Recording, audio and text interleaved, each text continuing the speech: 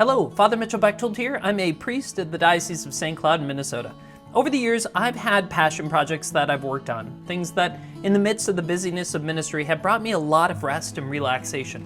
Now, obviously we've all had that experience where we're very tired or we're stressed, but there's work that tends to be a remedy from our labors. For some, they like to garden, others like to cook, some work on cars. Well, one of these passion projects that I had actually began with a collection of photos from my parents' place.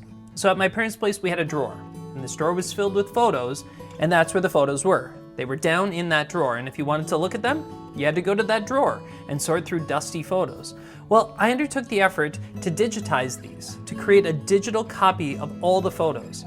But knowing there were so many photos and memories, I wanted this effort to be timely and affordable, so with the help of some good software, it was done quickly and effectively. And the goal in this effort was really twofold. One, to preserve these memories for years to come, and two, to make them more available to my family and our friends. Well, this gave rise to the first of many passion projects, namely to create a digital record of the newspapers of the Diocese of St. Cloud, namely the St. Cloud Visitor and the St. Cloud Register. We would create this digital record and preserve the aging pages and make them more accessible to the people of the diocese. And although they were already available at the Pastoral Center and the Chancery, they weren't available to everyone, everywhere. And so with the good help of Joe Tuwalski, then editor of the Central Minnesota Catholic, and the bishop at the time, Bishop Donald Kettler, I undertook the effort to digitize approximately 88,000 pages of the St. Cloud Visitor and St. Cloud Register.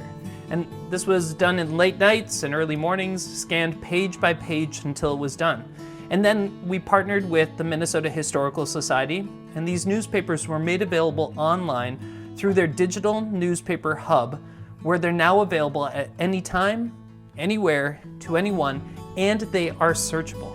So this theme of preservation and accessibility, it continued on though. About 5 years back, while pastor at Christ the King Catholic Church in Browerville, we had paintings up in our church, and I wanted to be able to take high-definition photos and videos of these images. Well, rather than set up all that scaffolding for a photo, I became a licensed drone operator and proceeded to take photos and videos in and outside of our church. I discovered these were such breathtaking and cinematic shots that I proceeded to ask neighboring pastors whether I couldn't get photos and videos of their churches as well. And as of the recording of this video, I've captured photos and videos of about 40 churches here in our diocese, and I'm proceeding to get recordings of the remaining churches and chapels throughout the Diocese of St. Cloud. But the projects didn't end there. So more recently, I've begun to create a digital record of the history books of the parishes of the Diocese of St. Cloud. Because although the Diocese of St. Cloud was only formed in 1889, some of our churches and church communities date back to the middle 1800s. Well, in the hopes to preserve the memory of those early days, local historians began writing books on the many parishes in our diocese. Now, some of these books can be found in your home parish, but almost all of them can be found at the diocese itself in the Chancery. And so with access to these libraries, I began creating digital copies of every history book of every parish written concerning the Catholic churches here in the Diocese of St. Cloud. And in time, many of these will be made available online, but already audio recordings of books like In Charity Unfeigned, The Life of Father Francis Xavier Piers, that was written by Father William Ferlin of the Diocese of St. Cloud, already that can be found online. Now, there's a theme in all of these efforts: preservation and accessibility. How do you preserve something in a timeless way and make it available to the most amount of people?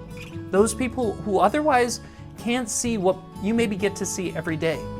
For example, there are many sons and daughters of our communities who live far away from their home parish. There are other sons and daughters whose only access to the church as you knew it growing up is a photograph and a story. So to have videos and photos like these gives them a chance to have just a limited connection to some place and even some time very special. As we continue to move through the All Things New initiative here in the Diocese of St. Cloud, this restructuring, I believe these themes of preservation and accessibility will continue to be important as a way to honor the past and inspire the future.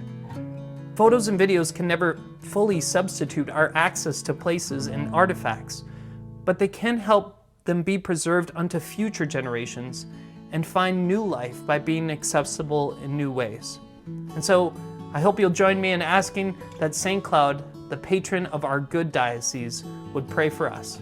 May God bless you.